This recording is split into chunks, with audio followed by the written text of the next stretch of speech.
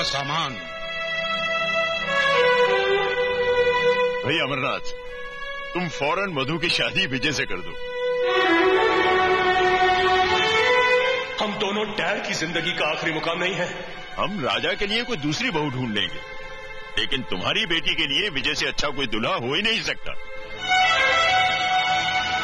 जानती हो, बड़ी महफिल में तुम्हारे बेटे को बेइज्जत करने का अधिकार उस हरामजादे को किसने दिया?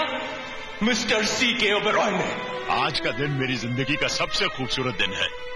ऐसा लग रहा है कि विजय की नहीं, मेरे अपने बेटे की शादी है। Vijay Kumar mister C.K. ओबेरॉय की नाजायज औलाद है। मैं तो विजय की शादी पर ऐसा नाचूंगा जैसे वो मेरा अपना ही खून हो।